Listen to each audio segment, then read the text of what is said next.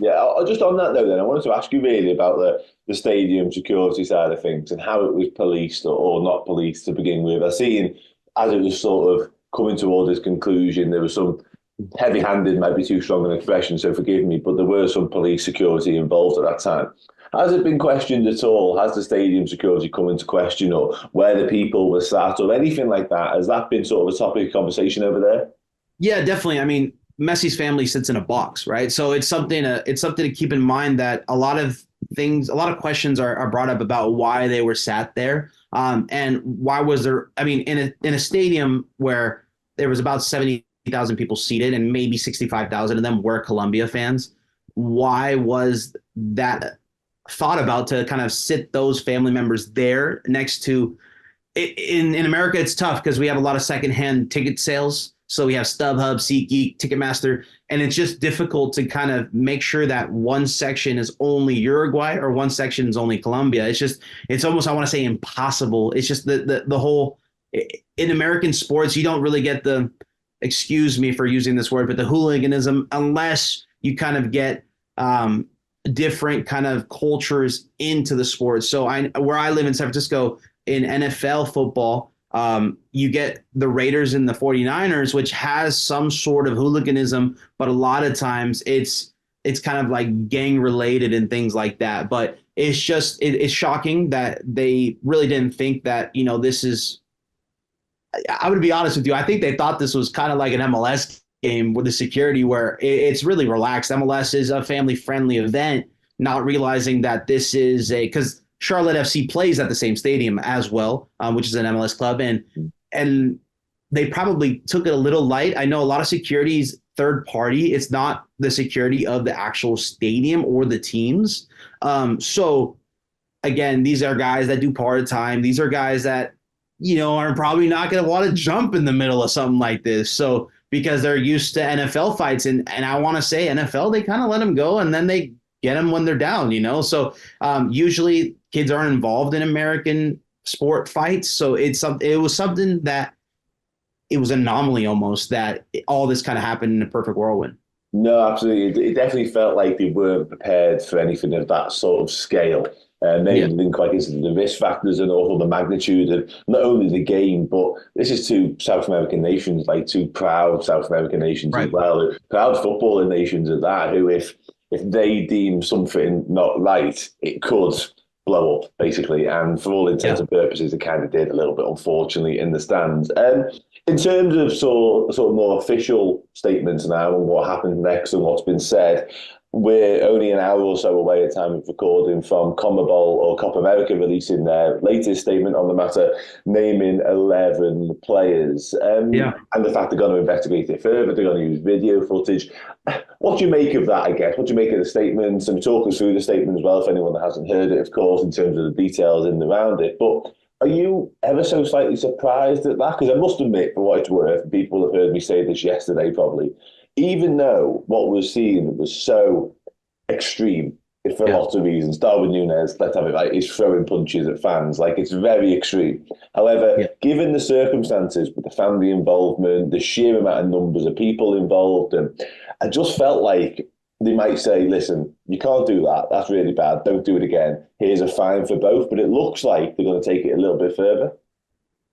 Yeah, look, I was shocked at a couple of names that were on this list. A guy like Facundo Palistri, maybe you guys know him because he's on Man U. A guy who I never saw in any of the videos. I maybe saw one video where he's like at the end of the group is on this list. So I think a lot of these guys might get a lighter sentence than the others, or they might take them all together, right? So it's something where CONMEBOL has come out and said that each player gets a chance to kind of say what they did and why they did it, and that's kind of a defense. I do know that the ALF, the Federation of Uruguay, they actually hired two new lawyers for this situation to make sure that those kind of sentence are the least as they can be.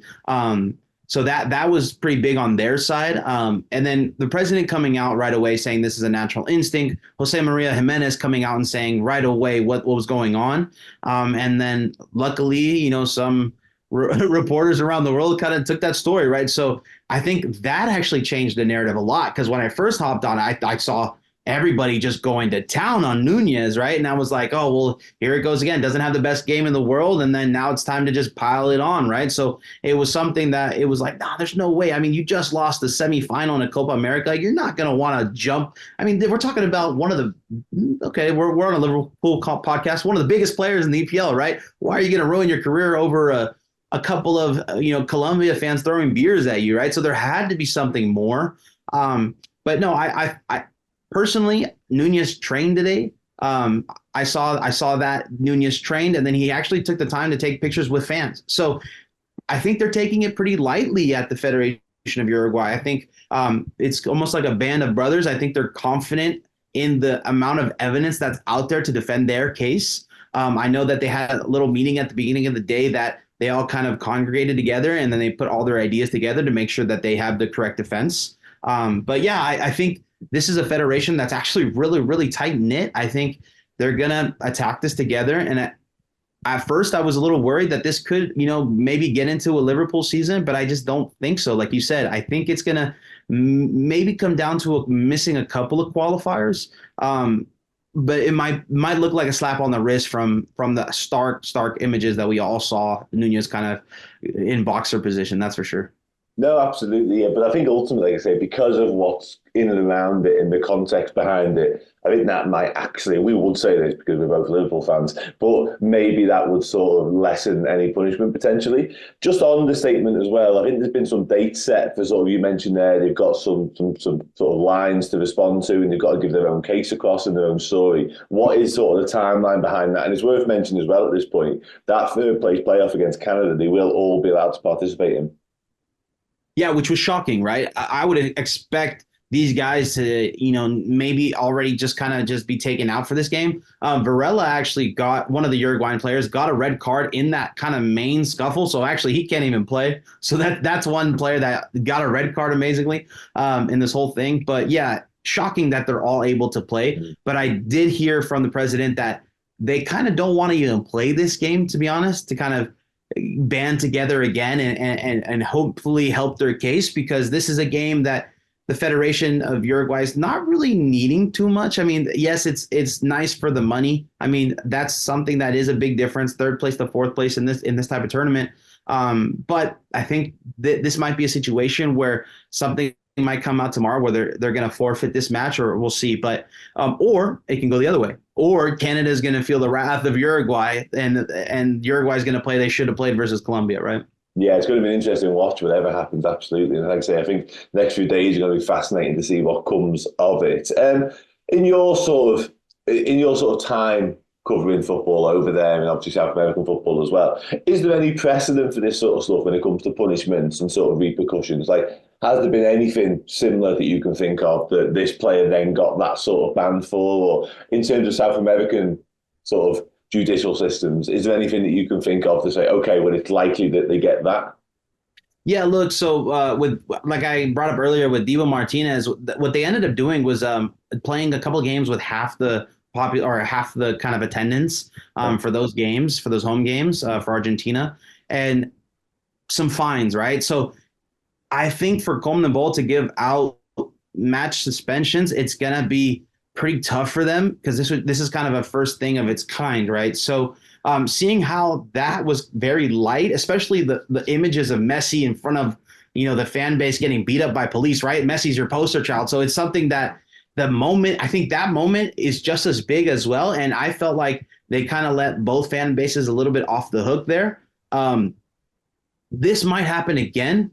I think there's going to be some sort of penalty, maybe 1 or 2 games for these players. But again, they have till the 17th to submit their defense in writing. So that's something pretty big. I think they're all going to kind of, submit something as well and profound as they can to kind of avoid this. But I think this whole kind of announcement, this whole kind of rollout, it shows that I think they're going to take it a little lightly. Interesting. Yeah, they need to get a watertight defence together, don't they, in the next few days? But it's going to be a fascinating watch, as I say, to see what transpires and what comes of it next. Hopefully, from our point of view, not a lot when it comes to Darwin Nunez, of course. That would be the ideal situation because, again, I think we could all, or most people anyway, could take into account why he was doing what he was doing, albeit Right. there's a good chance he went one or two steps too far. But that's Darwin Nunez a little bit as well, isn't it, potentially? Yeah, look, yeah, I was gonna say I think they're gonna get Nunez on this clip where he throws a yeah. metal chair at the, I would say, kind of the stands. I think maybe he's gonna get the actual fighting part wiped, but maybe get a couple of game suspension for the throwing of the chair. But I don't think it's gonna go into Liverpool season at all. I think it's only gonna be in CONMEBOL qualifiers. Oh, really? I was going to ask you that. Do you think it will just Yeah. apply to that particular sort of organising body in their games? Yeah. Yeah, so that's what they were kind of they were insinuating a bit with these reports that the suspensions are usually to participate in CONMEBOL qualifiers, so they're going to apply to those matches.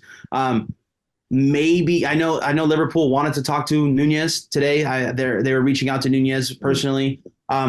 There could be suspensions throughout the organization, right? That's not with the CONMEBOL kind of thing, but yeah, I think this kind of situation will be handled within South America as well. Very interesting. Yeah, like I said, this disciplinary sort of investigation is going to be a really interesting watch now. To make sure we know what's going on all the time, Fabian, let people know where they can find you on Yeah, Twitter and that stuff. yeah, you can find me at Favian Renkel, or on Instagram as well. I am Fabian Renkel, or if you're on Threads, I know Europe just got over there. No, no, I am Well, Fabian Renkel. Threads, we all thought X Twitter. I keep calling it Twitter. I do Yeah, apologize, Elon. And we all thought Twitter was going to just disappear, basically. right, right, right. But everyone jumped on Threads. And then Twitter didn't go anywhere. So we all kind of went, all right, well, let's just stay over there. We all still have Threads, just in Yeah, case one yeah, day, basically. We don't use it. We don't really use it, to be honest, now. right. People find Bevian all over the place there. I will find you again very soon, I'm sure, people. Take care. Speak to you later. Thank Bye for you. now.